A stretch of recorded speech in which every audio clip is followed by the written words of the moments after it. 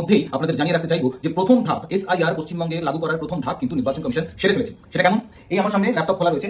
এইখানে যদি আমরা গিয়ে পশ্চিমবঙ্গ যে নির্বাচন আধিকারিকের ওয়েবসাইট রয়েছে, অর্থাৎ CEO chief election office West বেঙ্গলের যে ওয়েবসাইট রয়েছে, সেই ওয়েবসাইটে যদি যাই, সেখানে কিন্তু ইতিমধ্যেই 2002 সালের যে ভোটার তালিকা, সেই ভোটার তালিকার কিছুটা আপলোড করে দেওয়া হয়েছে। কুচবিহার থেকে বাঁকুড়া পর্যন্ত জেলাগুলির মধ্যে 103টি বিধানসভার যে ভোটার তালিকা 2002 সালের, সেটা কিন্তু ইতিমধ্যেই আপলোড করে দেওয়া হয়েছে। আমি সেটা এখানে দেখাবো।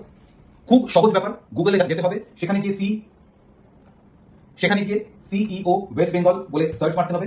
এখানে দেখা যাচ্ছে যে দ্বিতীয় যে অপশনটা রয়েছে, electoral role of SIR 2002, electoral role of SIR 2002 যদি আমরা সিলেক্ট করি, তাহলে কিন্তু এই পেজটা খুলছে, অর্থাৎ ইলেকটোরাল রোল 2002 ভোটার লিস্ট বলে খুলছে। এবং এখানে ডিস্ট্রিক্ট অর্থাৎ জেলা ওয়ারি ভাগ করা থাকবে। প্রথমে কুচবিহার থেকে শুরু করে কুচবিহার, জলপাইগুড়ি, দার্জিলিং, উত্তর দিনাজপুর, দক্ষিণ দিনাজপুর, মালদা, নদিয়া, হাওড়া, হুগলি, মেদিনীপুর এবং বাঁকুড়া। অর্থাৎ তখন অবিভক্ত মেদিনীপুর ছিল, তাই মেদিনীপুরকে একটা গোটা জেলা হিসেবে ধরা হয়েছে। অর্থাৎ কুচবিহার থেকে বাঁকুড়া পর্যন্ত এই 11টা জেলার তালিকা, ভোটার তালিকা 2002 সালের সিইও ওয়েস্ট বেঙ্গল এই ওয়েবসাইটে কিন্তু ইতিমধ্যেই আপলোড করে দেওয়া হয়েছে। 103টি বিধানসভার ভোটার তালিকা আপলোড করে দেওয়া হয়েছে। পরবর্তীকালে খুব শীঘ্রই বাকি যে বিধানসভাগুলি রয়েছে, অর্থাৎ মোট বিধানসভার সংখ্যা তখন ছিল 294টি, 103টির তালিকা আপলোড করা হয়েছে। এখন বাকি রয়েছে 191টির তালিকা, সেগুলো কিন্তু ইতিমধ্যেই খুব শীঘ্রই আপলোড করে দেওয়া হবে। মনে রাখতে হবে 2002 এর ভোটার তালিকা এখানে কেন গুরুত্বপূর্ণ, কারণ 2002তেই শেষ পশ্চিমবাংলায় এসআইআর বা স্পেশাল ইন্টেন্সিভ রিভিশন হয়েছিল। আরো একটা খুব গুরুত্বপূর্ণ জিনিস এক্ষেত্রে মনে রাখতে হবে, 2002 এর যে ভোটার তালিকা, সেখানে হয়তো আপনার বা আপনার বাবা মায়ের নাম এমন একটা বিধানসভায় ছিল যে বিধানসভাটা এখন এক্সিস্টই করে না। তার কারণ 2011 সাল থেকে কিন্তু আমরা ডিলিমিটেশনের পরবর্তী পর্যায়ে রয়েছি, এবং এর আগে যেই বিধানসভার নাম ছিল, অনেক ক্ষেত্রেই বিধানসভার নাম এবং বিধানসভার এলাকা বদলে গিয়েছে। 2002 সালে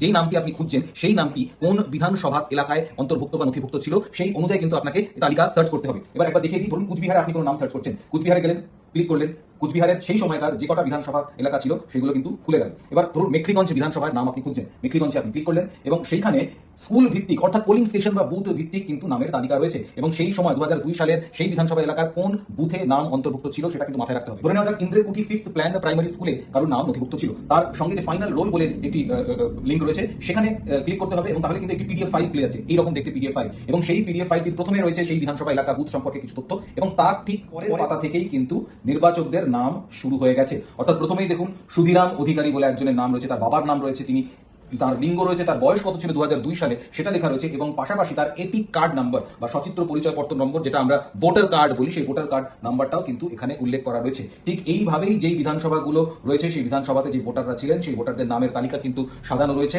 আপনাকে খুঁজে নিতে হবে, এবং 2002 সালের এসআইআর এর যে ভোটার তালিকা, তার ভিত্তিতেই কিন্তু আগামী কয়েকদিনের মধ্যেই পশ্চিমবাংলাতেও এসআইআর চালু হতে চলেছে। ধন্যবাদ।